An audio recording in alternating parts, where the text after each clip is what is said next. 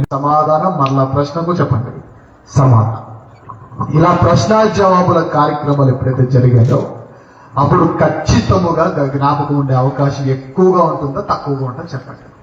చాలా ఎక్కువ. అందుకే జాగ్రత్తగా విందాం. ఏమాత్రం ఆలస్యం చేయకుండా మత్తయి సువార్తను ఓపెన్ చేద్దాం. మత్తయి సువార్త 1వ అధ్యాయం. జాగ్రత్తగా వినండి. నా నుండి ప్రశ్నలు రాగానే తక్కువని స్పష్టముగా బిగ్గరగా సమాధానం చెప్పడానికి సిద్ధంగా ఉండండి. మత్తయి సువార్త 1వ అధ్యాయం. జాగ్రత్తగా వింటానిక.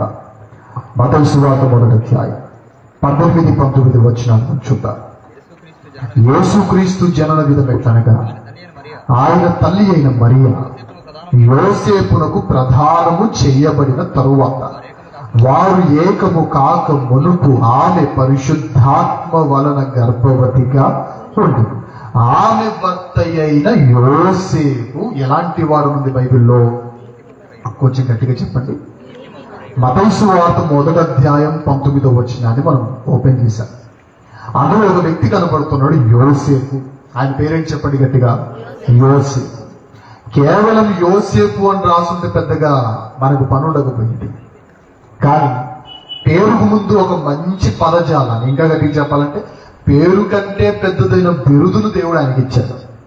యోసేపు అనేది 3 అక్షరాల పదం, నీతి మంతుడు అనేది 5 అక్షరాల పదం. పేరు కంటే బిరుదు చాలా పెద్దదిగా ఉంది కాబట్టి బిరుదు గురించి కూడా మనం ఆలోచించాలి. ఇప్పుడు చెప్పండి, మత్తయి సువార్త మనం ఓపెన్ చేసిన రెఫరెన్స్ ఏంటి? 1వ అధ్యాయము ఎన్నో వచనము? 19వ వచనం. మళ్ళా మత్తయి సువార్త 1వ అధ్యాయం గట్టిగా చెప్పండి, ఎన్నో వచనము? కొంచెం మాట్లాడండి. మత్తయి సువార్త 1వ అధ్యాయం ఏ అధ్యాయం? 19వ అధ్యాయమా? ఏ అధ్యాయం? 1వ అధ్యాయం. ఏ వచనం? ఏ పుస్తకం? బైబిల్ పుస్తకం అనకండి, బైబిల్లో ఏ పుస్తకం? మత్తయి సువార్త 1వ అధ్యాయం 19వ వచనంలో ఇప్పుడు మనం చదువుతున్న జాగ్రత్తగా వినండి. ఆమె భర్త అయిన యోసేపు, తర్వాత ఏ పదం ఉందో గట్టిగా చెప్పండి? నీతిమంతుడు. నేను అడుగుతున్నా, యోసేపు ఎలాంటి వాడు? యోసేపు ఎలాంటి వాడు? నీతిమంతుడు.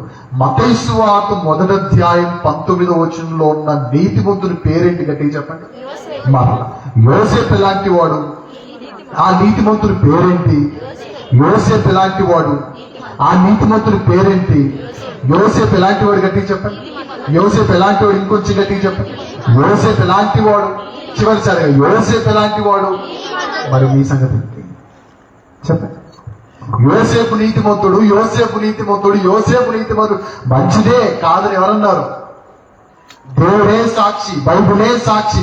నూతన ఒడంబడిక గ్రంథములో, నూతన నిబంధన గ్రంథంలో మొట్టమొదటిగా ప్రారంభమైన నీతిమంతుని పేరేంటి అంటే, ఒకవేళ 17వ వచనం వరకు పాత నిబంధన వేసుకుంటే 17వ వచనం వరకు పాత నిబంధన ప్రస్తావన ఉంది కాబట్టి అదంతా పాత నిబంధన అనుకుంటే 18వ వచనం నుండి మనకు కనబడుతున్న వ్యక్తుల్లో నీతిమంతుడు అని ప్రస్తావించబడిన వ్యక్తి యోసేపు అయితే, కొత్త నిబంధనే దీని గురించిన సాక్ష్యాన్ని ఘంటాపదంగా చెబుతూ ఉంటే నేను అడుగుతున్న, యోసేపు నీతిమంతుడు, యోసేపు నీతిమంతుడు, యోసేపు నీతిమంతుడు అని మనం చెబుతున్నాం.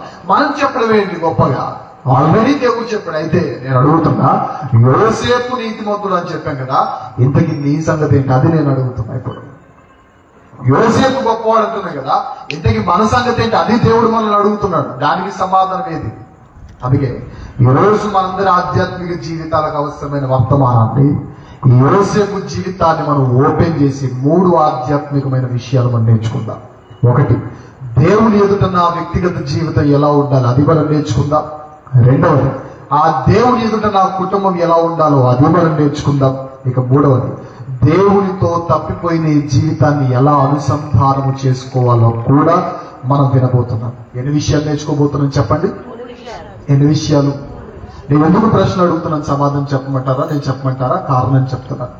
ఒకవేళ లాస్ట్కి వెళ్ళిన తర్వాత ఒక 40 నిమిషాల తర్వాత మరలా ప్రశ్నలు అడిగిన తర్వాత ఒకవేళ మీరు సమాధానం చెప్పలేదనుకోండి, మరలా ప్రార్థన చేసి, ప్రభు ఈ 40 నిమిషాలు వీళ్ళు సరిగ్గా వినలేకపోయారు, మరలా వీళ్ళకి కొంచెం జ్ఞానాన్ని ఇచ్చి కొంచెం ఆసక్తిని పెంచితే మరలా స్టార్టింగ్ నుంచి చెప్తాను ప్రభు అని ఖచ్చితంగా చేయాల్సి వస్తుంది.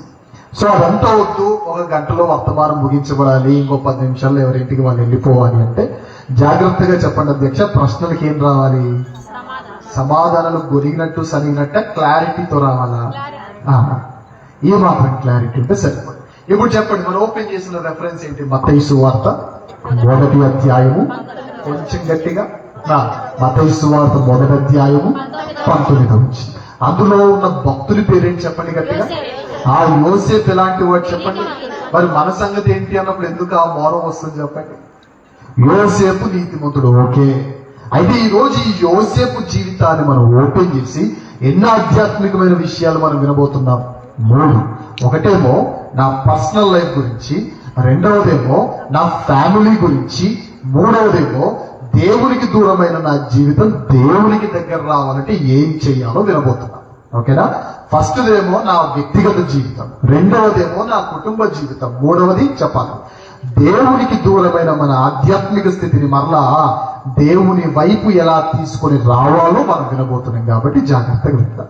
అయితే ఈ మూడింటిలో మొదటి విషయాన్ని నేను మాట్లాడుతున్నాను. 19వ వచనం, ఆమె భర్త అయిన యోసేపు ఎలాంటి వాడు చెప్పండి? నీతిమంతుడు. నేను అడుగుతున్నాను, అంటే దేవుని ఎదుట ఒక వ్యక్తి ఎలా ఉండాలి అంటే దేవుడు చెప్పగానే చెబుతున్నాడు. దేవుని ఎదుట ఒక వ్యక్తి ఎలా ఉండాలి చెప్పండి? నీతిమంతునిగానా అనీతిమంతునిగానా? నీతిమంతునిగా ఉండాలి. నా పర్సనల్ లైఫ్ దేవుని ఎదుట ఎలా ఉండాలి? నీతిమంతునిగా. మీ పర్సనల్ లైఫ్ ఎలా ఉండాలి? సిస్టర్స్ అయితే నీతిమంతురాలుగా, బ్రదర్స్ అయితే నీతిమంతులుగా ఉండాలి అని దేవుని వాక్యం సెలవిస్తా ఉంటే నేను అడుగుతున్నా, నిజముగా యోసేపు లాంటి నీతి మనకుందా? మన వ్యక్తిగత జీవితంలో నిజముగా యోసేపులా మనం ప్రవర్తిస్తున్నామా? ఇంతకీ నీతి అంటే ఏంటి? అది మనకు తెలియాలి. ఇంతకీ నీతి అంటే ఏంటి? సంఘానికి వెళ్ళిపోయి చప్పట్లు కొట్టేసి ఆమెనన్నప్పుడు ఆమెననే కానీ ఇంటికి వెళ్ళిపోవడం ఆ నీతి అంటే కాదు. నేటి క్రైస్తవుల్లో చాలా మంది నేను చూస్తా ఉన్నానండి, సంఘానికి వస్తూ ఉంటారు, క్రైస్తవ కుటుంబాల్లో పుట్టి క్రైస్తవ కుటుంబాల్లో పెరిగి చిన్నప్పటి నుంచి క్రైస్తవ బ్యాక్గ్రౌండ్ లో ఉండి సండే స్కూల్కి వెళ్తా ఉంటారు, చర్చికి వెళ్తా ఉంటారు, అన్ని బాగానే చేస్తా ఉంటారు.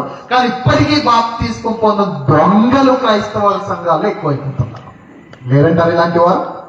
సంఘానికి వచ్చిన ప్రతి ఒక్కరు బాప్తిజం పొందిన వాళ్ళేనా? బాప్టిజం పొందిన వాళ్ళేనా? లేదే. బాప్టిజం పొందకుండా ఇప్పటికీ టైం పాస్ చేస్తున్న క్యాండిడేట్స్ సంఘాల్లో లేరా? ఉన్నారు. నేను అడుగుతున్న, మీలో ఎవరైతే బాప్తిజం పొందలేదో దయచేసి మిమ్మల్ని నీతిమంతులు అని అనుకోకండి. మీరు క్రైస్తవులే కాదు, ఇక నీతిమంతులు ఎక్కడ? అసలు ఆ క్వశ్చనే లేదు. ఇక క్రైస్తవులు అంటే ఎవరండి? క్రైస్తవ కుటుంబంలో పుట్టిన వారా క్రైస్తవులు? క్రైస్తవులు అంటే ఎవరండి? బైబిల్ చదివిన వారా క్రైస్తవులు? క్రైస్తవులు అంటే ఎవరు? సంఘానికి వచ్చిన వాళ్ళ? క్రైస్తవులు అంటే ఎవరు? పాటలు పాడేవారా? క్రైస్తవులు అంటే ఎవరు? ఎవరు చెప్పండి? ఎవరు అంటే దేవుడి వాక్యం సెలవిస్తుంది, ఎవరైతే క్రీస్తును ధరించుకొని ఉన్నారో వారు మాత్రమే క్రైస్తవులు. మరి క్రీస్తును ధరించుకోవడం అంటే ఏంటి? బాప్తిస్మం పొందడమే క్రీస్తును ధరించుకోవడం. సో ఇక్కడ ఎవరైతే ఇంకా బాప్తిస్మం పొందలేదో మీరందరూ ఎవరు కాదు చెప్పండి గట్టిగా? నీతిమంతులా నీతిమంతులు కాదా? ఇప్పుడు ఒకసారి చేయొద్దండి. బాప్టిజం పొందిన వారు చేయొద్దండి ఒకసారి. బాప్టిజం పొందిన, వెరీ గుడ్. బాప్టిజం పొందిన వాళ్ళు ఎవరైనా ఉన్నారా? సిగ్గుపడకుండా ఎత్తండి. మీ గురించే మాట్లాడుతున్నా. పొందిన వాళ్ళ దగ్గర కూడా వద్దాం, వాళ్ళ డోసు వాళ్ళకి రెడీగా ఉంది. అందరికి డోసులు సెట్ చేసిన తర్వాత వెళ్దాం.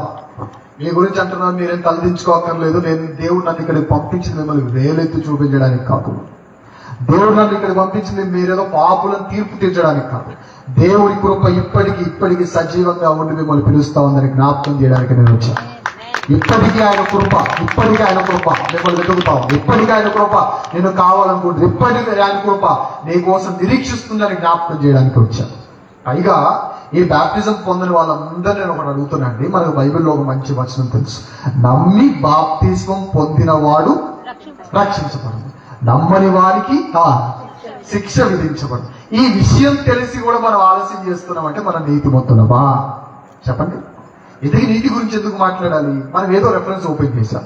ఏంటి ఆ రెఫరెన్స్? మత్తయి సువార్త 1వ అధ్యాయం 19వ వచనాన్ని ఓపెన్ చేశాం.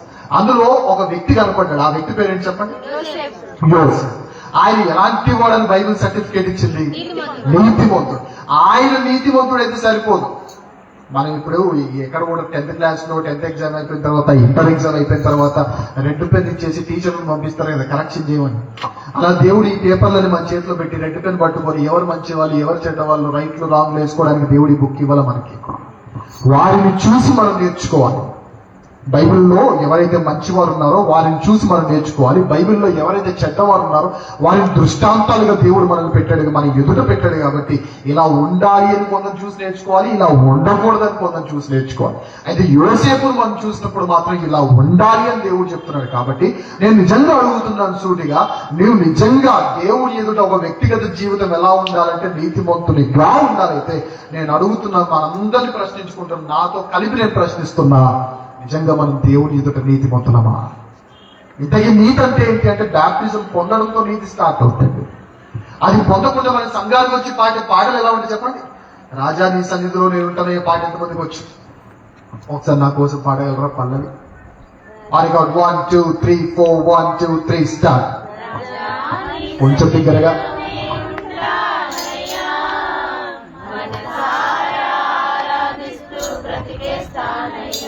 కొంచెం గట్టి.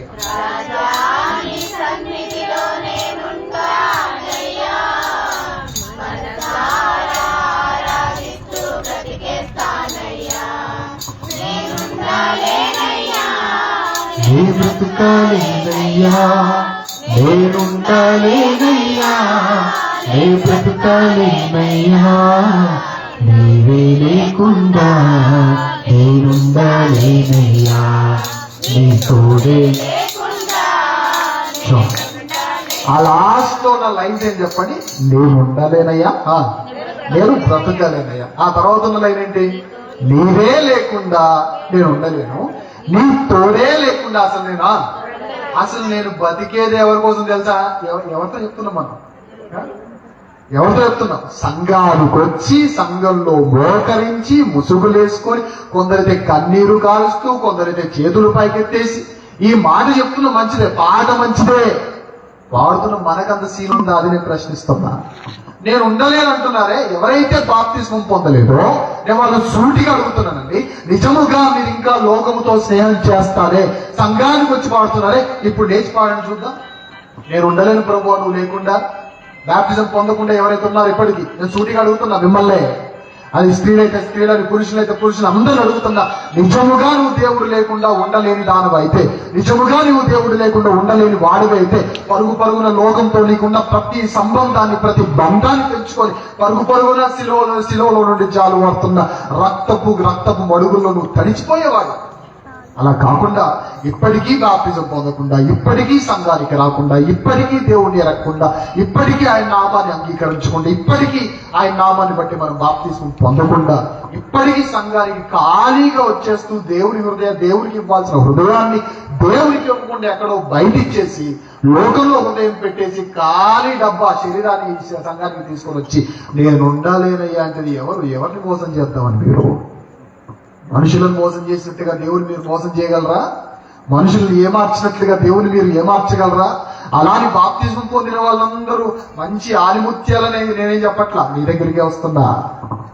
బాప్తిజం పొందిన వాళ్ళు చేయొద్దు ఒకసారి, దీన్ని చేయొచ్చు.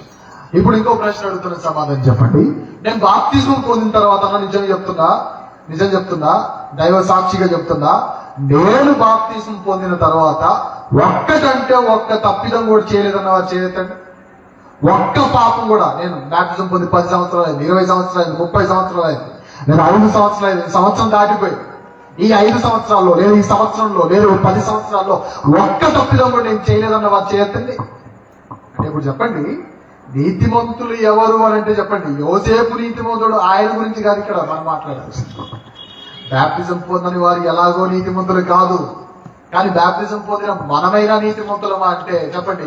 కుక్క తోకట అది, ఆ తోకకి ఏ రాయి కట్టలేదు కాబట్టి అలాగే వంకరగో, మనకు మాత్రం ఆల్రెడీ రాళ్ళు కట్టేశారు, ఎలాగో స్ట్రైట్ గా ఉందని రాయి తీసేసరికి బరువు తొలగేసరికి ఏమైపోయింది మళ్ళీ తోకంతా.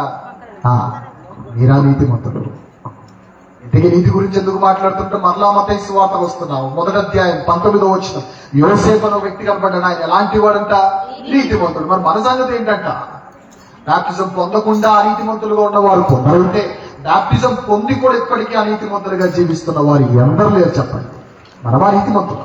క్రైస్తవ స్త్రీల గురించి నేను మాట్లాడుతున్నాను, గమనించండి. మీ గురించి తల్లులారా ముసుగులేసుకుని వాక్యం వింటున్న మీ అందరి గురించి మాట్లాడుతున్నా. ఎంతమంది క్రైస్తవ స్త్రీలు ఇక్కడికి వచ్చి ముసుగులు వేసుకొని వాక్యం వినేవాడు. ఎంతమంది ఇంటికి వెళ్ళిన తర్వాత ఇదే ముసుగులు తీసి సీరియల్ చూడాలి చెప్పండి? మీరా నీతిమంతులు, మీరా నీతిమంతులు.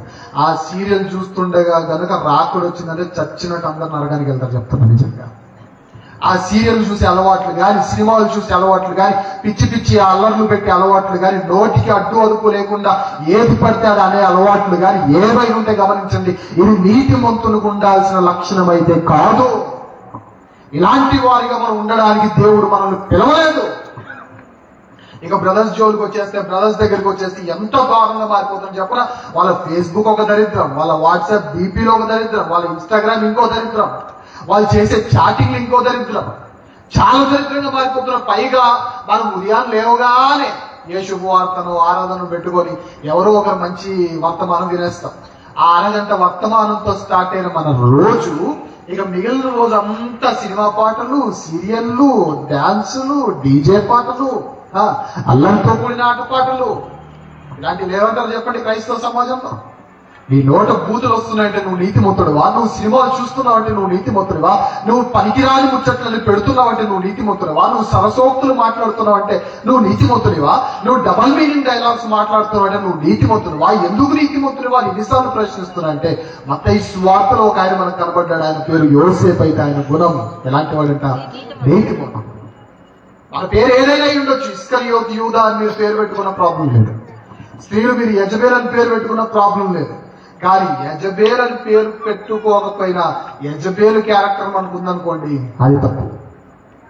నేను సూటిగా అడుగుతున్నాను. మాటలా బూతులు మాట్లాడేవారు నీతిమంతులు కాదు, సీరియల్ చూసేవారు నీతిమంతులు కాదు, సంఘానికి రాని వారు నీతిమంతులు కాదు, బాప్తిస్మం పొందని వారు నీతిమంతులు కాదు, ఇంకా వ్యర్థమైన మాటలు చెప్పేవారు నీతిమంతులు కాదు, సరసోక్తులు మాట్లాడేవారు నీతిమంతులు కాదు, దురదృశ్యములు కలిగిన వారు నీతిమంతులు కాదు. ఇలాంటి ఆలోచన వైఖరి కానీ, ఇలాంటి గుణగణాలు కానీ మనలో ఉన్నాయంటే గమనించండి, మనం మారాల్సిన అవసరం ఎంతైనా ఉంది. ఈ రోజులు ఎలా మారిపోయారు చెప్పనండి? యవనస్తులు కూడా ఎలా మారిపోయారంటే, ఒక రోజు ఒక ప్రాంతం నుంచి నాకు మీటింగ్కి డేట్ కావాలని కాల్ చేశారు. ఆ మీటింగ్కి డేట్ కావాలని ఫోన్ చేసినప్పుడు ప్రార్థన చేసుకుని నేను డేట్ ఇస్తాను అని చెప్పాను. అలా చెప్పిన తర్వాత నేను ఆల్మోస్ట్ ఇక రేపే ఆ మీటింగ్, ఈరోజు నేను వేరే మీటింగ్లో ఉన్నాను. ఈరోజు ఫోన్ చేశారు నాకు, అన్నా రేపు మీటింగ్ ఉంది కదా గుర్తు చేద్దామని ఫోన్ చేశానన్నా అని అన్నారు. మేము బైక్స్ మీద వచ్చామండి, ఎలా రావాలో చెప్పండి, మేము పలానా ప్రాంతంలో ఉన్నాము అని చెప్పడం జరిగింది అతనితో. అతను నాతో మాట్లాడేటప్పుడు ఎంత భారంతో మాట్లాడుంటాడంటే, ఎంత భారంగా మాట్లాడంటే, అన్న ఖచ్చితంగా మా ఏరియాలో ఉన్న యవనస్తులు మార్చాలి, ఖచ్చితంగా మా ఏరియాలో ఎవరు పాడైపోతున్నారు, వాళ్ళందరి దేవుళ్ళు నిలబెట్టాలన్న చాలా కష్టపడుతున్నా, మా ఏరియా కోసం చాలా ప్రార్థన చేస్తున్నా, నాకు ఎంతో భారపడుతున్న హృదయంతో మాట్లాడితే నేను కూడా నిజంగా చాలా గొప్ప ఆసక్తి కదా, గొప్ప తీవ్రత కదా, నేను కూడా చాలా ఆనందపడ్డాను. ఇలాంటిది ఆ రోజు రానే వచ్చింది. మేము బైక్ చేసుకుని ఆ మీటింగ్కి వెళ్ళిపోయాం. ఆ మీటింగ్కి వెళ్ళిన తర్వాత ఆ ఊరి దగ్గర వరకు వెళ్ళిన తర్వాత నాకు రూట్ కన్ఫ్యూజ్ అయిపోయింది. ఒక 2 roads 3 roads ఉన్నాయి. ఆ జంక్షన్లో మేము నిలబడి ఎటెల్లాలో తెలియక అతనికి ఫోన్ చేద్దాంటే లొకేషన్ పెడతాడు కదా, అని ఫోన్ చేస్తే అతనికి కాలర్ ట్యూన్ ఏమొచ్చింది చెప్పనా? నా ఊరిని మార్చాలి, నా యవనస్తులను మార్చాలి, అందరు నిలబెట్టాలి అని చెప్పిన వాడి కాలర్ ట్యూన్ ఏమొచ్చిందంటే, నన్ను కొరికేరో నన్ను నమిలేరో అని వస్తుంది కాలర్ ట్యూన్. ఆయన కొరకాలంటాడు, వాడిని నమ్మలాలంటాం. అది క్రైస్తవుడు. వాడు మళ్ళీ మీటింగ్ పెట్టాడు. మీటింగ్ పెట్టి చెప్పిన మాట ఏం చెప్పనా? నా ఊరు యవనస్తులు మార్చాలి, నా ఊరు యవనస్తులు మారాల్సింది, వాళ్ళు మారాలో లేదో తెలియదు కానీ నువ్వు ఖచ్చితంగా మారు. నేను అడుగుతున్నాడు, కొరకించుకోవాలన్నంత ఆశ ఉంటే ఊరందరికి చెప్పాలా, ఫోన్ చేసిన వాడందరికి చెప్పాలి, నన్ను కోరుకున్నాను కొరకని. ఇచ్చి ఒక నోట్లో తల ఎట్లా కొరకదు అది, పంది నోట్లో బుర్ర ఎట్లా కొరకదు అది. అని ఇలాంటి పెట్టుకోవడం నీతిమంతుల లక్షణం. చాలా మంది చూస్తూ ఉంటాను. చూడండి, బ్యానర్లు పెడతా ఉంటారు. హీరో ఫోటో రాగానే, హీరో బర్త్డే రాగానే బ్యానర్లు కట్టేస్తూ ఉంటారు. ఎవరు వాళ్ళు? క్రైస్తవులు. అన్యులు చేశారంటే వాళ్ళ గురించి మాట్లాడు, వారి వాక్యం తెలియదు కాబట్టి, వారికి దేవుడి గురించిన వాక్యం తెలియదు కాబట్టి వారి గురించి ప్రశ్నించారు. కానీ క్రైస్తవులు అయి ఉండి సినిమా హీరోలకు ఫ్యాన్లు ఏంటి, క్రైస్తవులు అయి ఉండి బూతులు మాట్లాడడం ఏంటి, క్రైస్తవులు అయి ఉండి మీ కాలర్ ట్యూన్లో సినిమా పాటలు పెట్టుకోవడం ఏంటి, క్రైస్తవులు అయి ఉండి మీ ఫోన్లో సినిమాలు ఉండడం ఏంటి, క్రైస్తవులు అయి ఉండి మీరు సినిమా పాటలు వినడం ఏంటి, వీటన్నిటిని మీరు ఎంకరేజ్ చేయడం ఏంటి? ఇలా చేస్తూ జస్ట్ మన చేతిలో బైబిల్ ఉన్నంత మాత్రాన మనం నీతిమంతులు అని పిలుచుకోవడం ఏంటి? ఇంతకన్నా దారుణం ఏమైనా ఉంటుంది చెప్పండి? అదే అడుగుతున్నా, ఎలాంటి వారు?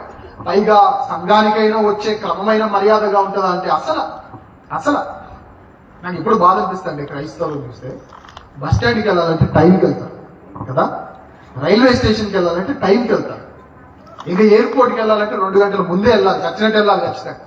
కానీ సంఘానికి రమ్మనండి.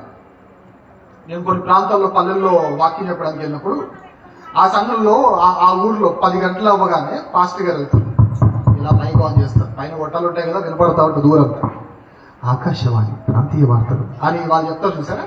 అలా ఈయన మా పాస్టర్ గారు మైక్ పట్టుకొని, ప్రియమైన గ్రామస్తులారా, ఈరోజు సమయం 10 గంటలైంది, త్వరగా మీ పనులను ముగించుకొని రండి, త్వరగా రండి. నేను అడుగుతున్నా, మీ పనులకు వెళ్ళేటప్పుడు మీ వాళ్ళు ఎవరైనా రండి రండి అని పిలిచారా? మీరు వెళ్ళట్లేదా? బస్ డ్రైవర్ నీకు ఎప్పుడైనా ఫోన్ చేసి త్వరగా అమ్మా అన్నాడా? వెళ్ళట్లేదా? ట్రైన్ డ్రైవర్ ఎప్పుడైనా నీకు ఫోన్ చేసి అరే ఇంకా అన్నం తోముతున్నావు పిచ్చిదారా త్వరగా రా అని చెప్పాడా? వెళ్ళట్లేదా? కానీ పాస్టర్ గారు ఎందుకు బతిమాలుకోవాలి మనల్ని? మనకు బాగాలేకపోతే ట్రైన్ డ్రైవర్ రాడు మన ఇంటికి, మనకు బాగాలేకపోతే బస్ డ్రైవర్ రాడు మన ఇంటికి, మనకు బాగాలేకపోతే పైలట్ రాడు మన ఇంటికి ప్రార్థన చేయడానికి. కష్టాలైనా కన్నీరైనా ఏదైనా మనం తుడవడానికి, ఆ కన్నీటిని తుడవడానికి మన కోసం ఉపవాసం ఉంది, మన కోసం కడుపు పార్చుకొని మన కోసం ప్రార్థన చేసేది బస్ డ్రైవరో కార్ డ్రైవరో ఇంకెవరో కాదు, పాస్టర్ గారు. అలాంటిది దైవ సేవకునికి ఇవ్వాల్సిన రెస్పెక్ట్ ఇవ్వము, దేవుడి సన్నిధికి ఇవ్వాల్సిన రెస్పెక్ట్ మనం ఇవ్వము. మనం నీతి పొందుతాం. పనులకేమో టైంకి వెళ్ళిపోతాం, ఉద్యోగాలకి టైంకి వెళ్ళిపోతాం, అన్నిటికీ టైంకి వెళ్ళిపోతాం, స్కూళ్ళకి టైంకి వెళ్ళిపోతాం, కాలేజీలకి టైంకి వెళ్ళిపోతాం, సంఘానికి టైంకి రా. నువ్వా నీతిమంతుడివి? నువ్వా నీతిమంతురాలి? అదే సోమవారం నుండి శనివారం వరకు ప్రతిరోజు 9 గంటలకల్లా టిఫిన్ రెడీ అయిపోద్ది, క్యారేజీ రెడీ అయిపోద్ది, అన్నీ రెడీ అవుతాయి. ఆదివారం మాత్రం సాయంత్రం 6 గంటలకి కూడి కన్నా కానీ మనకేంటి పనులు ఉంటూనే ఉంటాయి. ఇదెక్కడి నీతి? చాలా మంది క్రైస్తవులు నేను చూశానండి, కనీసం ప్రార్థన రోజుకి 5 నిమిషాలు ప్రార్థన చేయరు. మీరా నీతిమంతులు? కనీసం 2 అధ్యాయులు బైబిల్ మనం చదవం. మనమా నీతిమంతులు? నేను అడుగుతున్నా, మనకి బైబిల్ గురించి ఏమో తెలుసా? పేరుకు బైబిల్ మన ఇళ్లలో ఉంది కానీ ఏం తెలుసంటే నిజంగా అడుగుతున్నాను. కనీసం బైబిల్లో ఉన్న 66 పుస్తకాల పేర్లు కనబడకుండా మనం చెప్పగలమా? చెప్పండి, రావు. మా టీవీ నెంబర్ అడగండి చెప్తా, ఈ టీవీ నెంబర్ అడగండి చెప్తా, తర్వాత యూట్యూబ్ లో ఏ ఛానల్ ఏమొస్తారో అడగండి చెప్తా. ఏ మ్యాచ్, ఏ ఇండియా ఏ రోజు ఏ మ్యాచ్ ఆడుతుంది, ఏ రోజు ఏ టైంలో మ్యాచ్ వస్తుంది, ఎన్ని అడగండి అవి చెప్తా. ఇవా నీతిమంతుల లక్షణాలంటే? ఇదా నీతిమంతులు ఉండాల్సిన లక్షణం అంటే? ఇంతకీ నీతిమంతుల గురించి ఎందుకు మాట్లాడుతున్నాం? మరలా ఏ వచనాన్ని మనం ఓపెన్ చేశాం? మత్తయి సువార్త చెప్పండి, 1వ అధ్యాయము 19వ వచనాన్ని ఓపెన్ చేశాం. అందులో ఉన్న వ్యక్తి పేరేంటి చెప్పండి గట్టిగా? యోసేపు.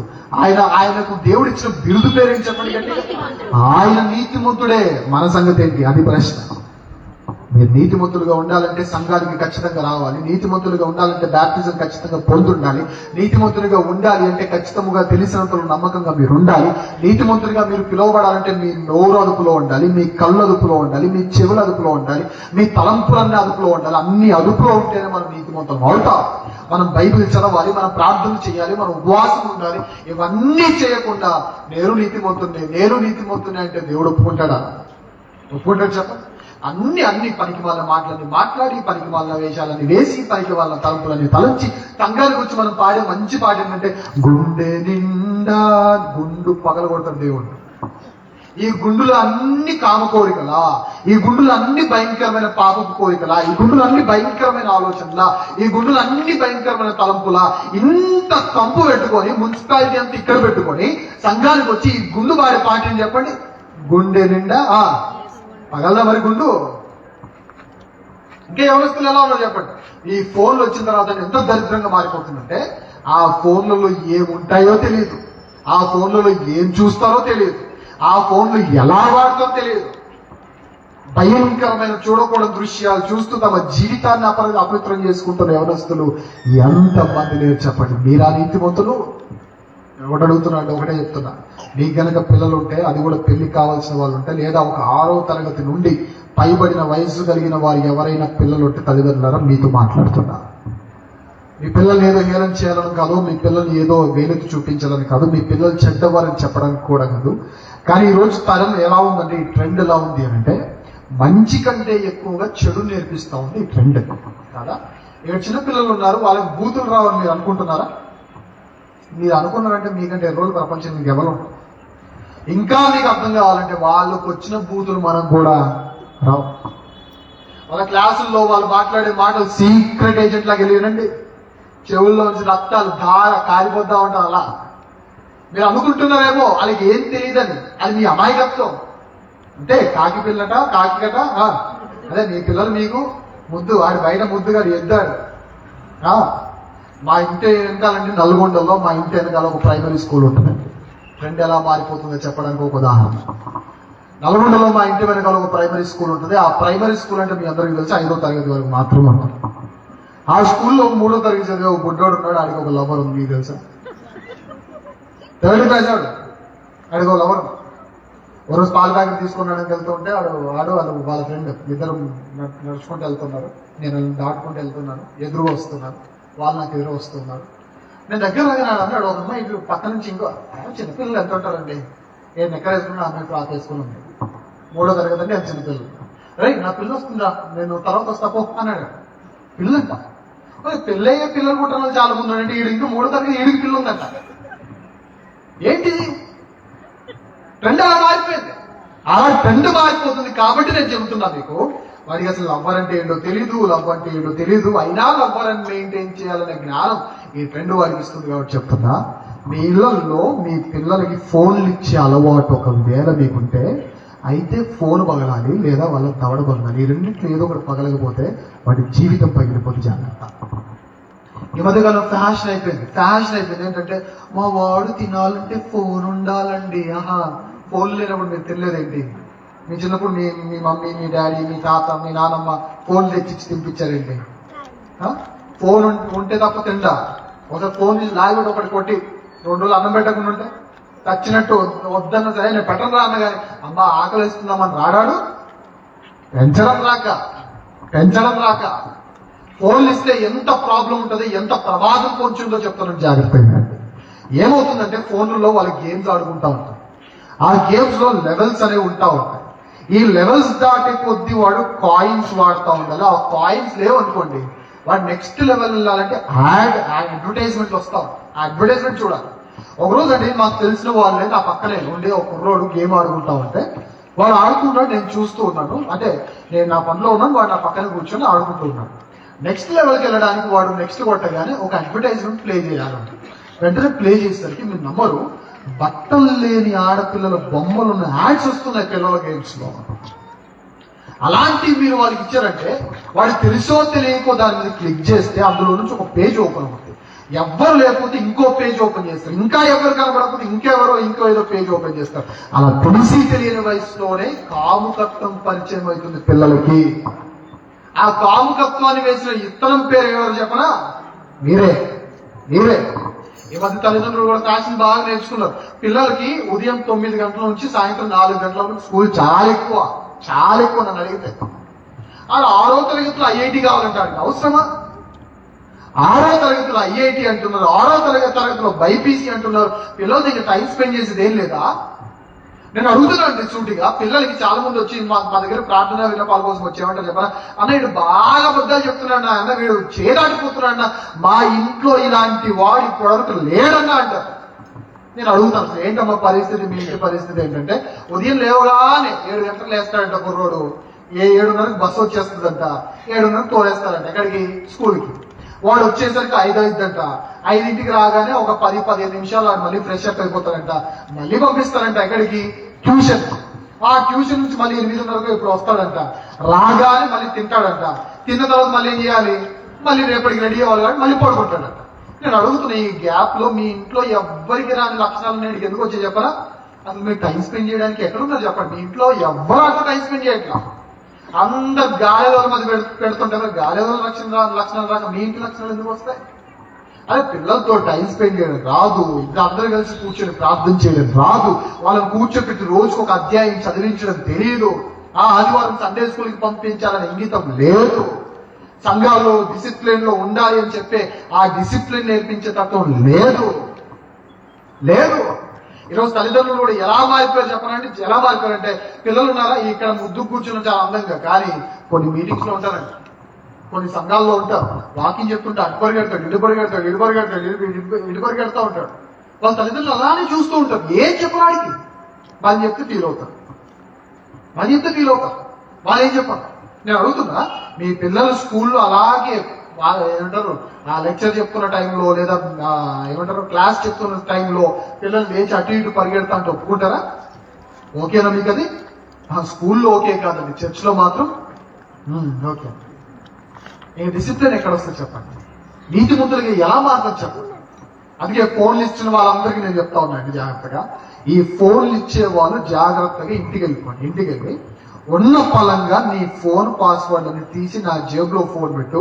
ఈ రోజు నుంచి నేను ఏ ఫోన్ వచ్చినా నేనే ఎత్తుతా, ఏ మెసేజ్ వచ్చినా నేనే రిప్లై ఇస్తా అని చెప్పండి మీ పిల్లలకి. అలా ఒకవేళ వాడు ఓకే అన్నాడా, మీ వాడు చాలా మంచి దారిలో ఉన్నట్టు. లేదు అంటే వాడు ఏదో దారిలో ఎక్కడో తప్పుతున్నాడని అర్థం. వెంటనే సరి చేసుకోండి. లేదంటే రేపు పొద్దున ఒక వయసుకు వచ్చిన తర్వాత అబ్బాయి కాకుండా ఒకవేళ అమ్మాయి ఉంటే, అమ్మాయి దారి తప్పిపోయిందనే విషయం సమాజానికి తెలిస్తే మన గురించి మంచైనా ఎవరు చెప్పరు, కానీ మన గురించి అంట అని ఒక మాట అనండి. వీడిలా చేశాడు కాదు, సమాజం ఎలాంటిదంటే వీడిలా చేశాడంట అనండి. ఆ అంటకి ఇంకొక అంట యాడ్ చేస్తారు, దానికి ఇంకో అంట యాడ్ చేస్తారు, దానికి ఇంకో అంట కలిపి పెద్ద వంట తయారు చేస్తారు. ఈ వంట ఊరందరికీ సరిపోయే వంట కాదా? ఎందుకు ఆ దరిద్రం మన కుటుంబానికి? ఎందుకు? చక్కగా కూర్చోండి, మీరు మంచి న్యాయంగా ఉండండి, ప్రార్థన చేసుకోండి, సంఘానికి వెళ్ళండి, ప్రతిరోజు కుటుంబ ప్రార్థన అనుభవాన్ని కలిగి ఉండండి, సరిగ్గా అందరిని పెంచండి. అలా అందరూ వ్యక్తిగతంగా దేవుని ఎదురు ఎలా ఉండాలి చెప్పండి? నీతిమంతులుగా ఉండాలి. ఇది దేవుడు కోరుకున్న భక్తి జీవితం. ఇప్పుడు చదువుదాం మరలా మత్తయి సువార్త మొదలెత్తుతాయి 19వ వచనం చదువుదాం. ఆమె భర్త అయిన యోసేపు నీతిమంతుడై ఉండి ఆమెను అవమానపరచనొల్లక. యోసేపు జీవితాన్ని బట్టి 3 విషయాలు నేర్చుకుంటామని చెప్పాను. ఒకటి, దేవుని ఎదుట నా వ్యక్తిగత జీవితం ఎలా ఉండాలి చెప్పండి గట్టిగా? నీతిమంతులుగా. రెండవది, దేవుని ఎదుట నా కుటుంబ జీవితం కూడా సరిగ్గా ఉండాలి. నేను చాలా మంది క్రైస్తవులను చూస్తూ ఉంటాను, వ్యక్తిగత జీవితం బాగానే ఉంటుంది, వ్యక్తిగత సాక్ష్యము బాగానే ఉంటుంది, కానీ కుటుంబ జీవితం మాత్రమా అంతంత మాత్రంగానే ఉంటుంది కదా. కానీ చూడండి ఇక్కడ ఏం జరుగుతుంది యోసేపు జీవితంలో. 19వ వచనం, ఆమె భర్త అయిన యోసేపు నీతిమంతుడై ఉండి. ఆమెను అనే పదం తర్వాత ఏ పదం ఉందో గట్టిగా చెప్పండి? అవమానపరచనోళ్ళక. అంటే కుటుంబంలో ఏదైనా ఎవరికైనా ఏదైనా ఇబ్బంది ఉందే అనుకోండి, ఏం చేయాలంట? ఒకరినొకరు తిట్టుకోవాలని చెప్పాడు దేవుడు, ఒకరినొకరు కొట్టుకోవాలని చెప్పాడు దేవుడు.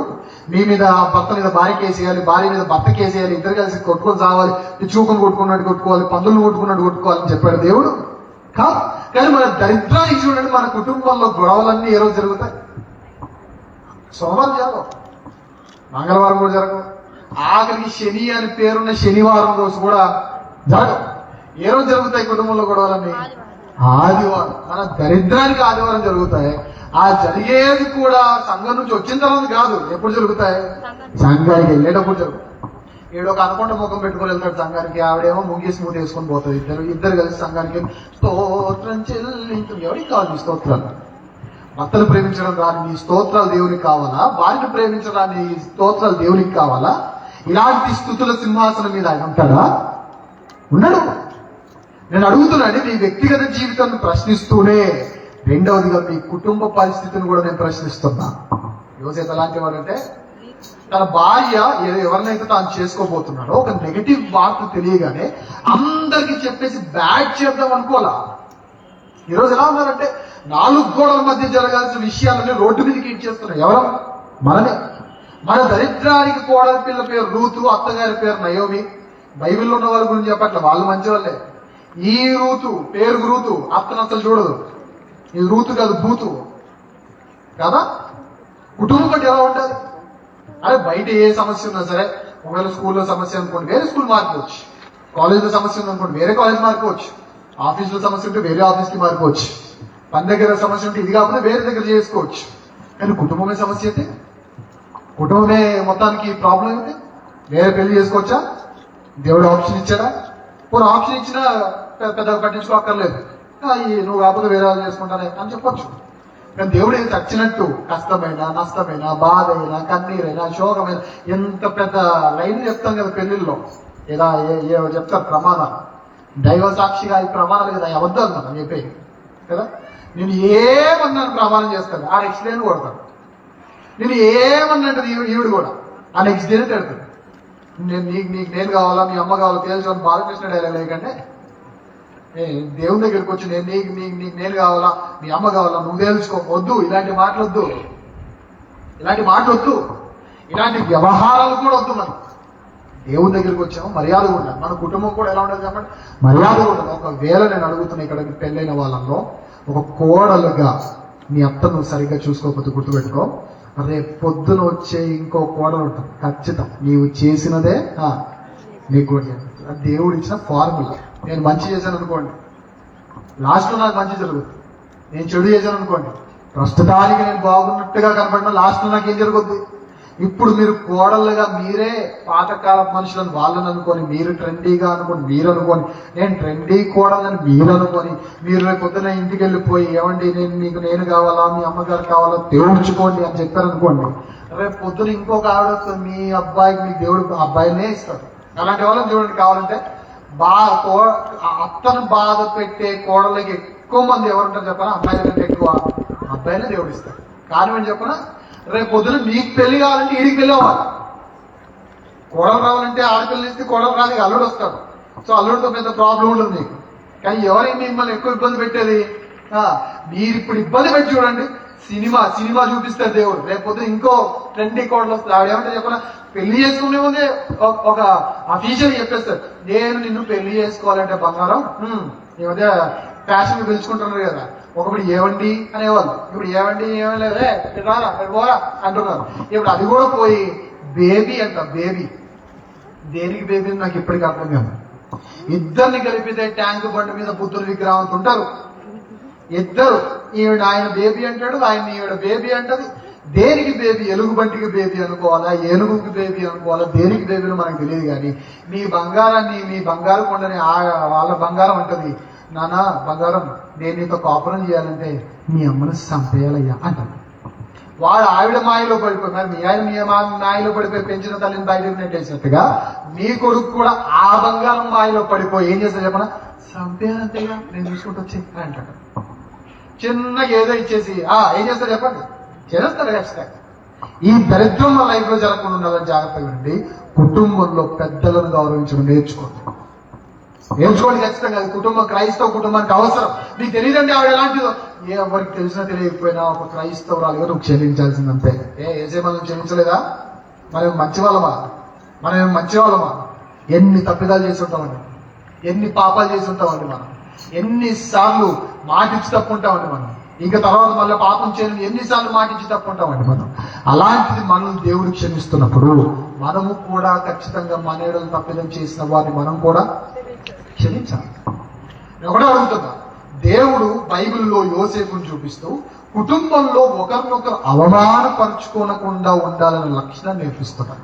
ఒకవేళ ఒక భర్తగా మీరున్నప్పుడు మీ భార్యను మీరు ఒకవేళ అవమానపరిచి ఉంటే ఇంటికి వెళ్ళి సారీ చెప్పండి.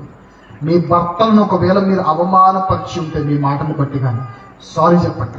మీ అత్తామామలను ఒకవేళ అవమానపరుచుంటే ఇంటికి వెళ్ళి సారీ చెప్పండి. నేను సారీ చెప్పను అని అనకండి. తనను తగ్గించుకున్న వాడు ఏం చేయబడతాడట? ఒక్కసారి తగ్గించుకొని చూడండి, దాని వెనుకున్న డెవలప్మెంట్ ఏంటో దేవుడు చూపిస్తాడు. ఒక్కసారి తగ్గించుకొని చూడండి, దాని వెనుకున్న హెచ్చింపు ఏంటో దేవుడు చూపిస్తాడు. మీ తప్పు ఉన్నా లేకపోయినా సారీ చెప్పడం నేర్చుకోండి. ఖచ్చితంగా దేవుడు మంచి జీవితంలో గొప్ప కార్యాలు చేస్తాడు. అది మాత్రం కాదు, నేను కొందరు భర్తలను చూస్తూ ఉంటాను, మెయిన్ గా ఈ ప్రాంతంలో గుంటూరు జిల్లాలో నేను చూస్తూ ఉంటాను ఎక్కువగా. మీకు ఎవరు నేర్పించారు నాకు తెలియదు, ఎవరు ఈ డిఫరెన్షన్ ఇచ్చారు నాకు తెలియదు. కానీ అందరి ముందు భార్యని ఏది పడుతుంది మాట్లాడటం మగతనం అనుకుంటాను కదా. అందరి ముందు భార్యను తిట్టాలనుకోండి, అందరు వచ్చినప్పుడు అందరి ముందు భార్య తిడతారు. అది తప్పది. అందరి ముందు భార్యను అవమానపరచకూడదు. నువ్వు రాజు అయితే నీ రాజ్యానికి మహారాణి ఆవిడ. మహారాణికి దక్కాల్సిన గౌరవము ఆ స్థానం మహారాణికి దక్కాల్సిందే. చూడండి, చాలా మంది ఏం చేయాలి, పనికి మారుతారు అని తింటారు ఏంటి అందరి ముందు. అందుకే నేను చేసుకునేది, అందుకే దేవుడు జతపరిచింది, ఎందుకైనా దేవుడు నీకు భార్య పంపించిన తలని కాదే. అదే చిన్నప్పటి నుంచి పుట్టి పెరిగిన ఇంటిని, ఊరిని వదిలేసి, బంధువుల్ని వదిలేసి, తల్లిదండ్రులను వదిలేసి నీ దగ్గరకు వచ్చిందంటే ఎంత జాగ్రత్తగా చూసుకోవాలి. అలా జాగ్రత్తగా చూసుకుంటున్నప్పుడు మీరెంతగా చక్కగా వాళ్ళకి ఇంకా ప్రేమను చూపించారు. ఇలా ఉంటే కుటుంబంలో గొడవలు జరుగుతాయి చెప్పండి? అస్సలు జరగవు, అస్సలు జరగవు. అండ్ ఇంకోటి చెప్తానండి, ఈ ఎవరస్తులైన బ్రదర్స్ అందరికి నేను చెప్తున్నా, ఒకవేళ మీ ఆవిడికి ఆరోగ్యం బాగాలేకపోతే, మీ ఆవిడికి ఒకవేళ తన బలహీన రోజుల్లో, తన బలహీన స్థితిగతుల్లో తాను ఒకవేళ లేచి పని చేయలేకపోతే, నేను చెప్తానండి నిజంగా మీకు మీరుగా తగ్గించుకోండి.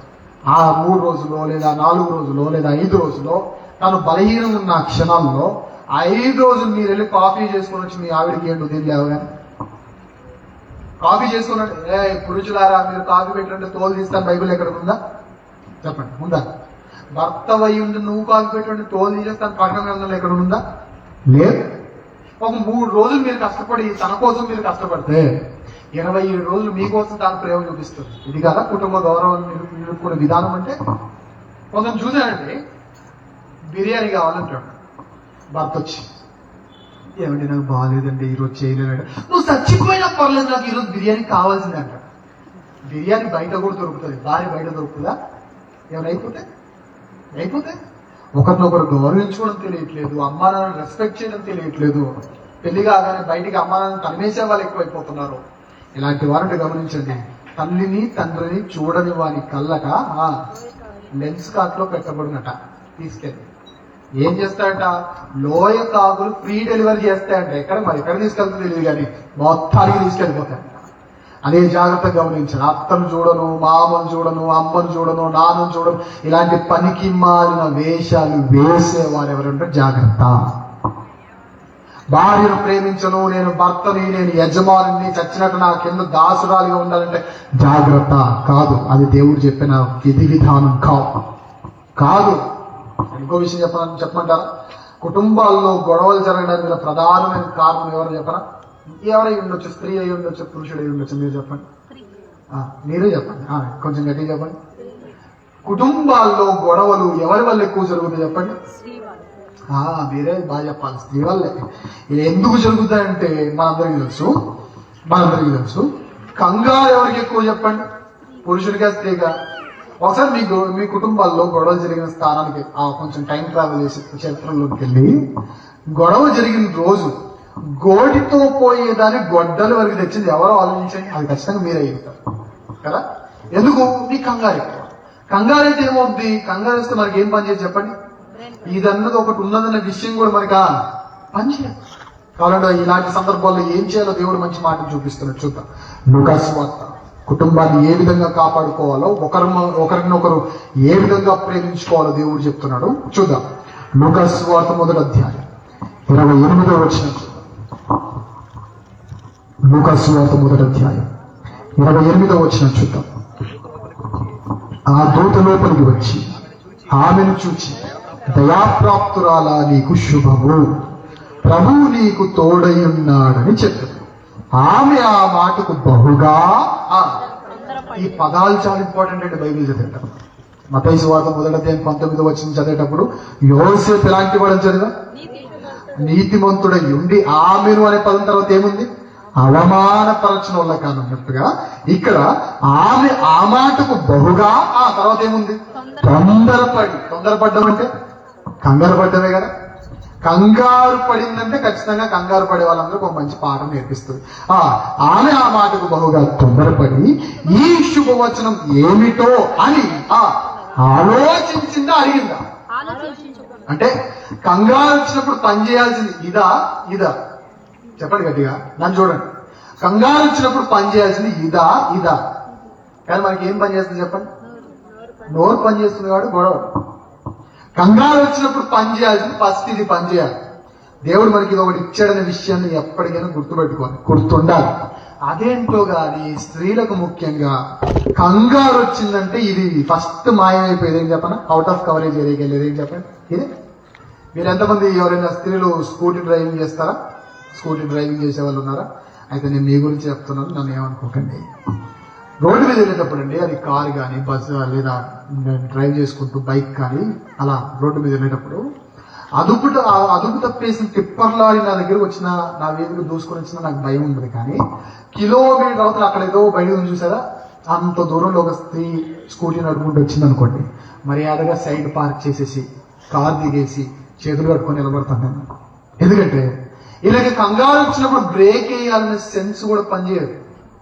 చూడండి, నేను అడుగుతున్నా, సడన్ గా ఎవరైనా అడ్డొచ్చారు అనుకోండి, ఏం చేయాలి? ఏం చేయాలి? ఏం చేయాలి చెప్పండి? బ్రేక్ వేయాలి. వీళ్ళు బ్రేక్ ఏం చేస్తారు అని అరుస్తాం. అలా అరిస్తే ఆగే బండ్లు ఇండియాలో ఎక్కడైనా ఉన్నాయా? ఉంటే చెప్పండి, నేను కొనుక్కుంటా. ఏ బండి అయినా అరిస్తే ఆగేది ఉందా? లేదు. కామన్ సెన్స్ ఏంటంటే ఎవరైనా అడ్డొస్తే, ఎవరైనా ఎదురొస్తే ఏం చేయాలా? బ్రేక్ నొక్కాలి. నొక్కరే.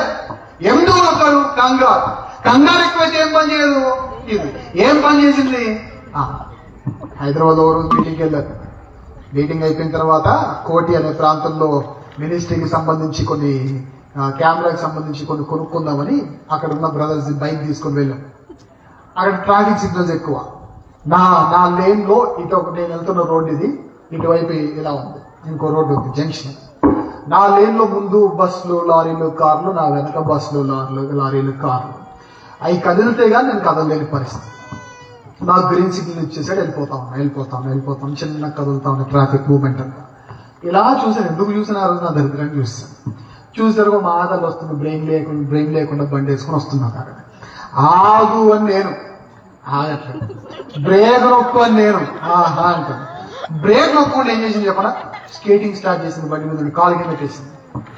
నేను అడుగుతాను, కాలు కింద పెట్టడానికి ఆ చెప్పులు దేవుడు ఇచ్చింది, మనుషులు వేసుకుంటుంది. కాలు కింద చేసింది. అలా స్కేటింగ్ చేసుకుని వచ్చి టాప్ ముందు గుద్దేసింది. గుద్దేసి సారీ ముద్దుగా సారీ చెప్పింది. నేను అడుగుతున్నాండి, దేవుడి వల్ల ఆ రోజు నాకేం కాలేదు, కానీ ఒకవేళ నా ఎంకి ఇరిగిపోయింది అనుకోండి, ఆడు ముద్దుగా సారీ అన్నందుకు అరే ఎంత ముద్దుగా సారీ చెప్పినందుకు నేను అతుక్కోవాలన్నా ఎందుకు అతుక్కుంటుందా?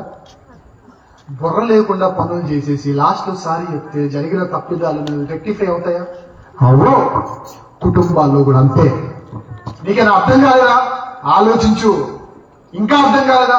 అడుగు. దేవుడున్నాడుగా, తెలివి, వివేచన, జ్ఞానాత్మలు, వివేకాత్మ అనుగ్రహించే దేవుడు. కుటుంబాల్లో ఏం అర్థం కావట్లేదా? కుటుంబంలో ఎలా నడిపించాలో తెలియట్లేదా? అడగండి. దేవుడు మీకు ఇచ్చిన వారు. నేను చెప్పనా, జ్ఞానవంతుడు కుటుంబాన్ని కట్టునని బైబిల్ ఎక్కడ లేదు. ఏమన్నాడు మరి?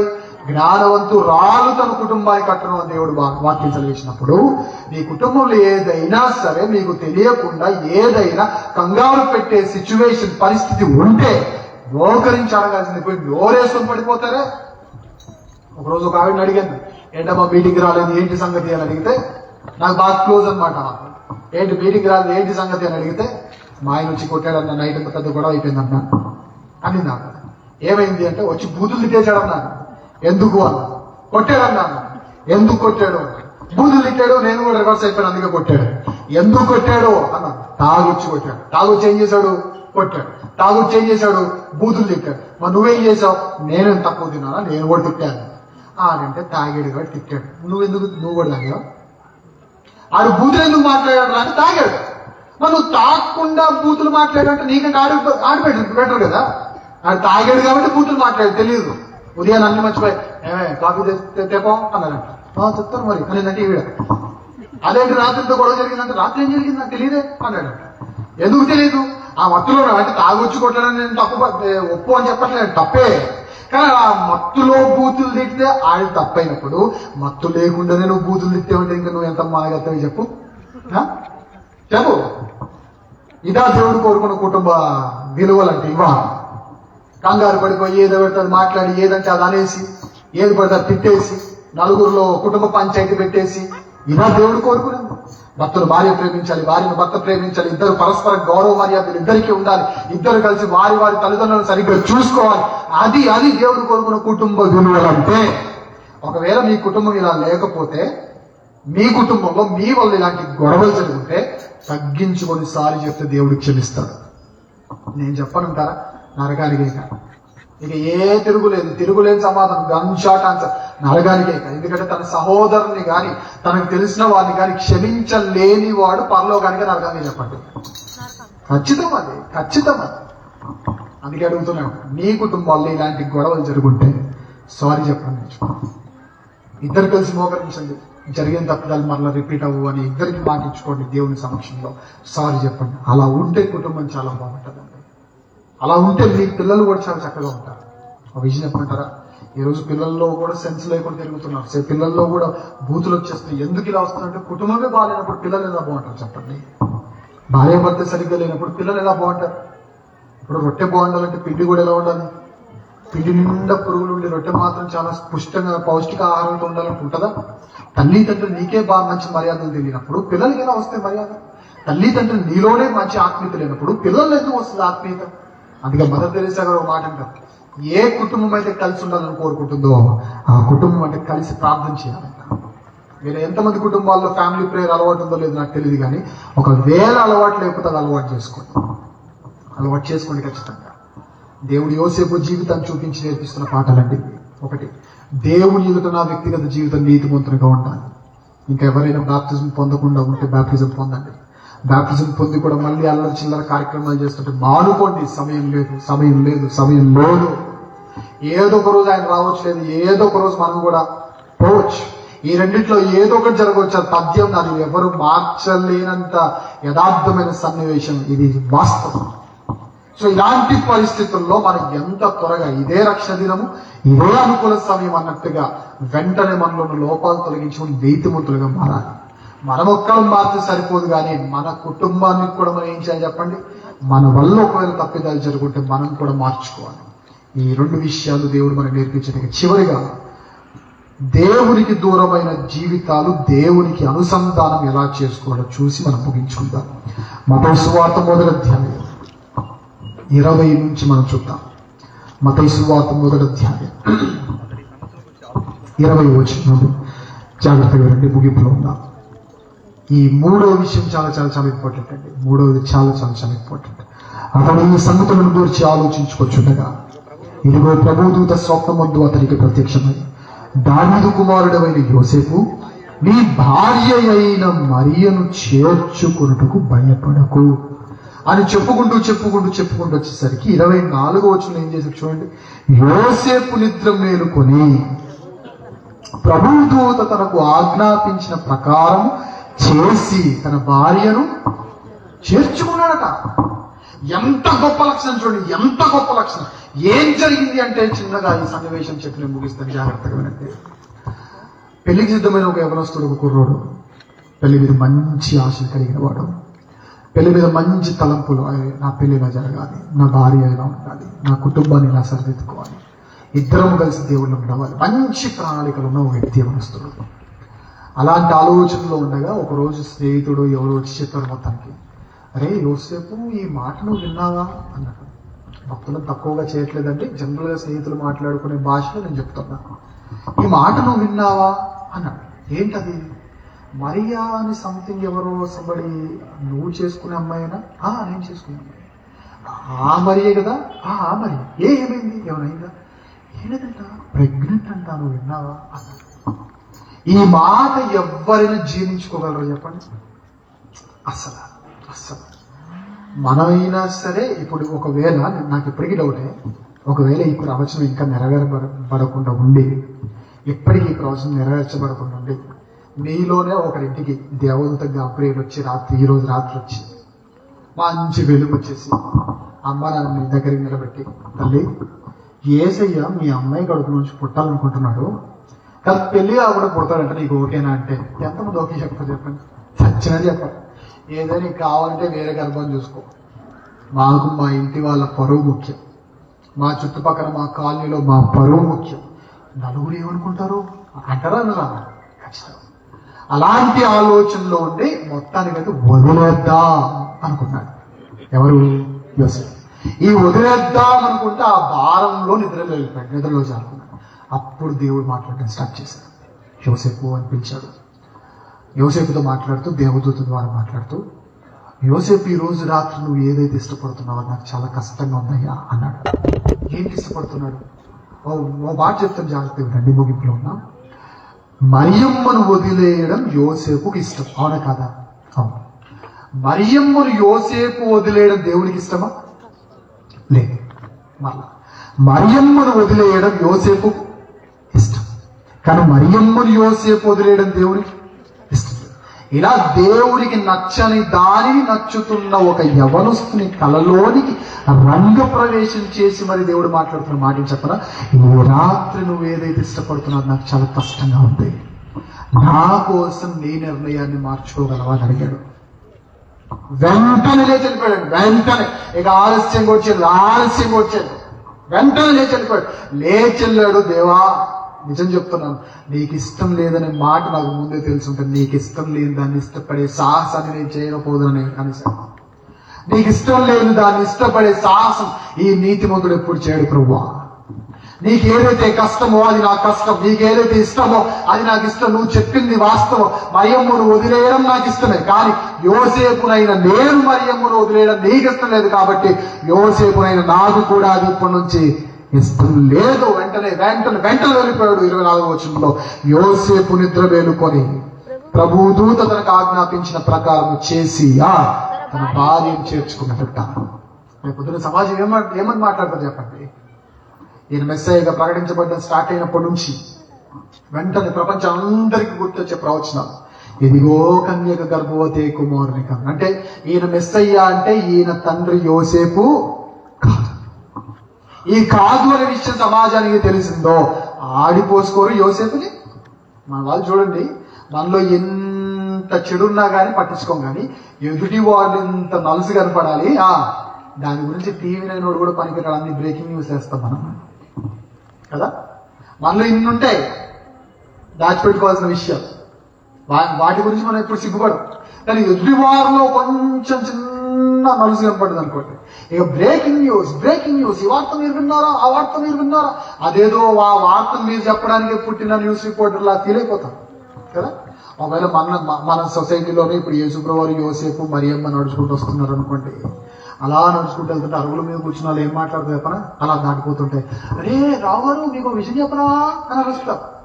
ఏంటి అలా దూరాలు వస్తున్నారు చూసారా, ఈ ముగ్గురు, ఒక కుర్రోడు, 2 భార్య పడతారు, ఒక విషయం చెప్పిన వాళ్ళ గురించి చెప్పండి, ఇలాంటి వాడికి నాకు ఇష్టం బాగా అని వీళ్ళు అంటారు. దొరద చెవులు వీళ్ళకి, దొరద నోళ్ళు వాళ్ళకి, సరిపోయింది.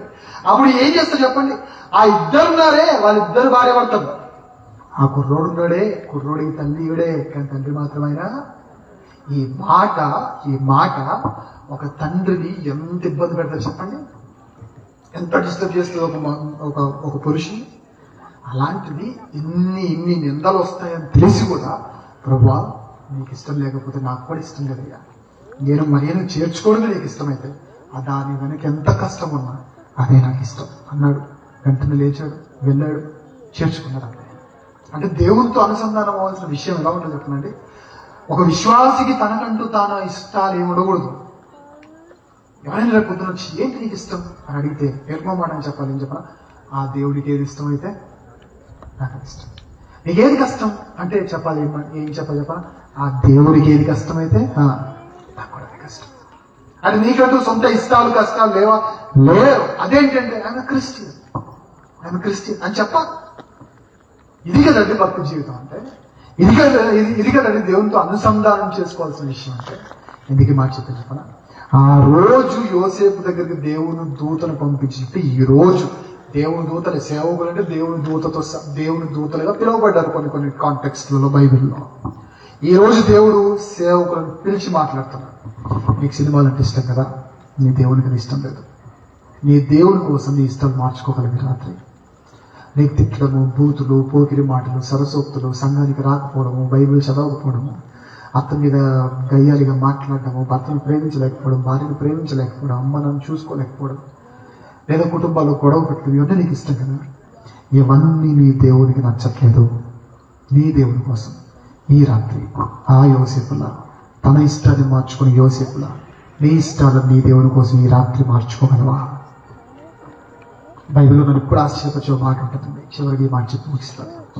యేసుప్రభువు వారు వెళ్ళిపోతున్న మాట చెప్పనా, నేను మిమ్మల్ని ఇక ఎన్నడూ నా శిష్యులుగా పిలవను, మీరు నా స్నేహితులు అని అంటాడు.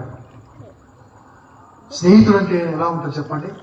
నా బెస్ట్ ఫ్రెండ్కి ఏదైనా ఇష్టం అనుకోండి, అది నాకు కూడా ఏమైపోతుంది, ఇష్టమైపోతుంది. నా 6th క్లాస్ ఫ్రెండ్ నాకు బాగా గుర్తండి. మా ఫ్రెండ్ ఉండేవాడు, వాడు నా బెస్ట్ ఫ్రెండ్. వాడు ఒక రోజు నన్ను అడిగాడు, మరి ఎందుకు అడగాలనిపించింది తెలియదు కానీ స్కూల్లో జనరల్గా అలా అడుగుతూ ఉంటారు కదా, నీకు ఇష్టమైన కలర్ ఏంటి, ఇష్టమైన కూర ఏంటి, ఇలా అడుగుతూ ఉంటారు కదా. ఆ రోజు వాడు నన్ను అడిగాడు, నీకు ఇష్టమైన కలర్ ఏంట్రా అంటే ఒక కలర్ పేరు చెప్పాను. నీకు ఇష్టమైన కూర ఏంట్రా అంటే ఆలు, మీరు ఏమంటారు తెలియదు, బంగాళదుంప అంటారా, పొటాటో అంటారా, ఏదో ఆలుగడ్డ ఉంటుంది కదా, ఆలు అంటే నాకు ఇష్టం రా అని చెప్పాను. ఆ రోజు స్కూల్ అయిపోయింది, ఇంటికి వెళ్ళిపోయాడు. ఆ రోజు నుంచి వాడు వాళ్ళ మమ్మీని రోజు చావు పట్టేసేవాడు.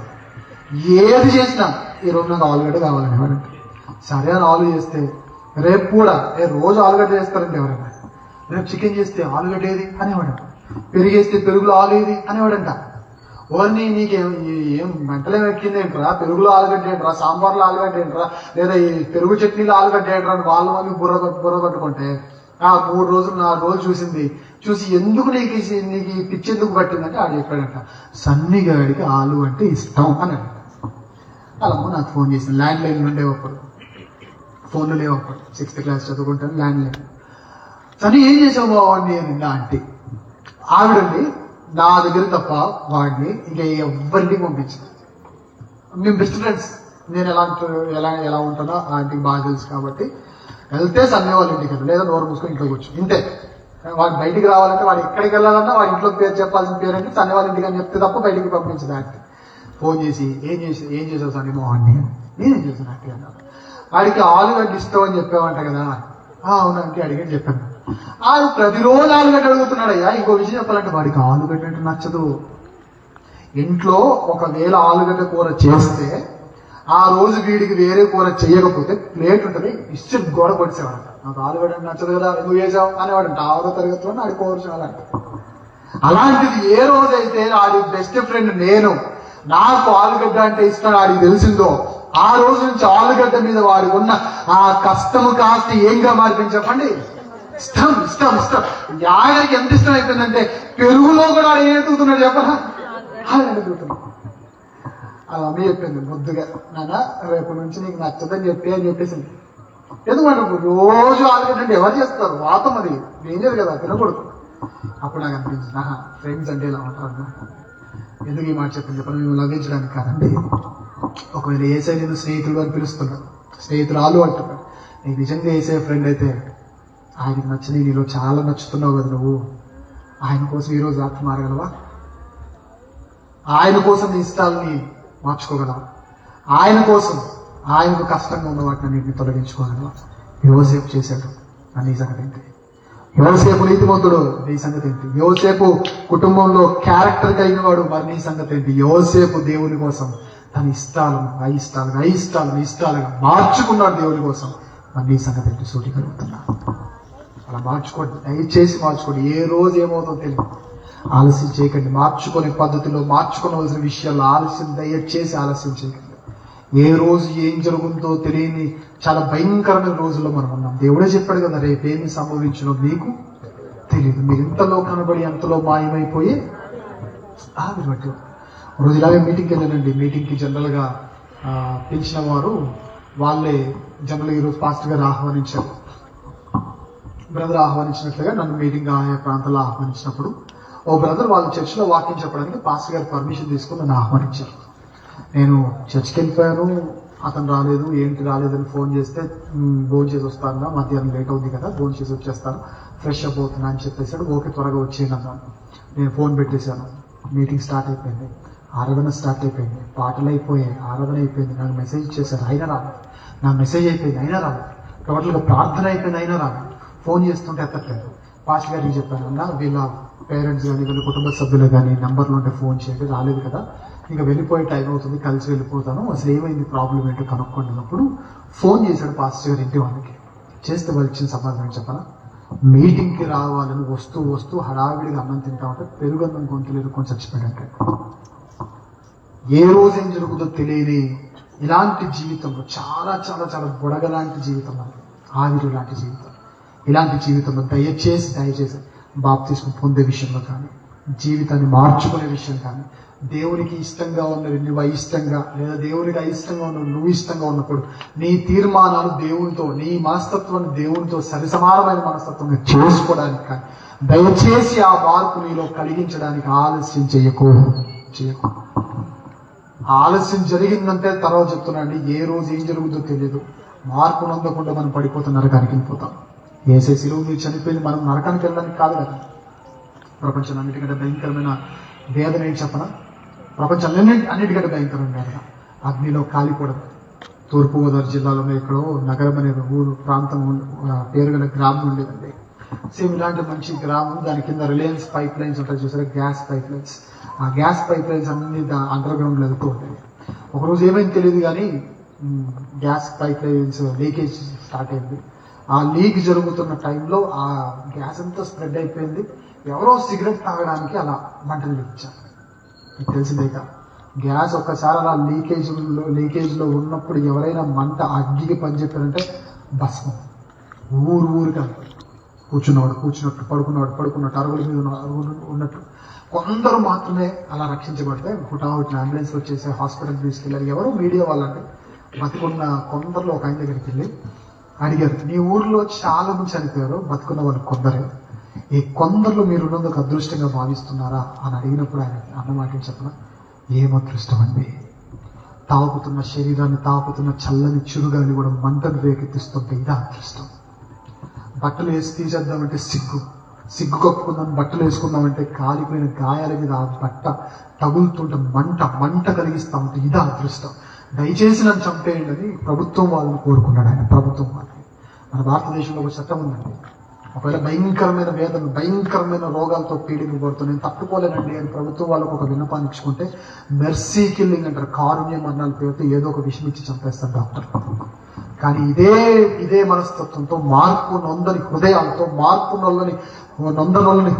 మనం ఇలానే జీవించి మన నరకానికి వెళ్ళిపోతే అక్కడ అగ్ని ఆరదు, తట్టుకోలేకపోతున్నా అగ్ని ఆరిపోయి అంటే ఆయన అంటాడు అగ్ని ఆరదు. ప్రభు పోరి నన్నే చంపేయ అంటాడు ఆయన, అంటాడు అయ్యో నీ పురుగు కూడా చావు. ఇలాంటి ఘోరమైన జీవితం మనకెందుకు? ఆ ఘోరమైన జీవితం తప్పించడానికి యేసు ప్రభు వచ్చారు, శిలువలో రక్తం కార్చారు, ప్రారంభ పెట్టారు. ఇప్పటికీ రమ్మని పిలుస్తూ ఉన్నాడు, ఆలస్యం చేయక ఇప్పటికీ నీలో ఉన్న ప్రతి పాపాన్ని వదిలేసి త్వరగా రాని పిలుస్తుండగా దయచేసి ఆలస్యం చేయకుండా యోసేపు ఏ విధంగా అయితే వెనువెంటనే స్పందించాడు దేవుని కోసం, నువ్వు కూడా స్పందించి వెంటనే. పాపం చేయని వాళ్ళు ఎవరున్నారు చెప్పండి? అందరం పాపలమే, ఏ భేదము లేదు, అందరం పాపం చేశారు. కానీ ఆ పాపాన్ని వదిలేయడానికి దేవుడు సమయాన్ని ఇచ్చినప్పుడే దీపం ఉండగానే ఇల్లుని చక్కబెట్టుకుందాం, ప్రారంభం ఉండగానే ప్రభువులో మనం అందరం స్థిరపడతాం. మనం చేసిన ప్రతి పాపాన్ని, అపరాధాన్ని ఒప్పుకొని విడిచిపెట్టి, దేవుడు చెప్పినట్టుగా ప్రతి పాపాన్ని, అపరాధాన్ని మనం ఒప్పుకున్నప్పుడు, విడిచిపెట్టినప్పుడు దేవుని కనికరాన్ని మనం పొందుతామంట. సామెతలలో దేవుడు అంటాడు. సో ఆ కనికరాన్ని మనం అందరం పొందుదాం. ఒకసారి మనం ఎవరైతే నీతిమంతులుగా లేమో, ప్రభువా నేను నీతిమంతుని కాదయ్యా, నన్ను మార్చు ప్రభువా అని సుంకరి వాళ్ళని ప్రార్థన చేద్దాం. ఎవరి కుటుంబాలు అయితే నీ వల్ల నీ కుటుంబం డిస్టర్బ్ ఉంటే, ప్రభువా నాలో ఈ భయంకరమైన మనస్తత్వాన్ని చంపేసి కుటుంబంలో శాంతి సమాధానం దయచేదేవా, నన్ను మార్చేయ అనుకోవద్దాం. చివరిగా నీకు నచ్చనివి చాలా నేను నచ్చుతున్నాను ప్రభువా, నన్ను క్షమించు. ఈ రోజు నుంచి నా జీవితాన్ని నీ చేతిలో పెడుతున్నాను ఆయన, నన్ను మార్చయ్యా అని కోరదాం. ఒకసారి మోకరించగలిగిన వారందరూ మోకరించాలి.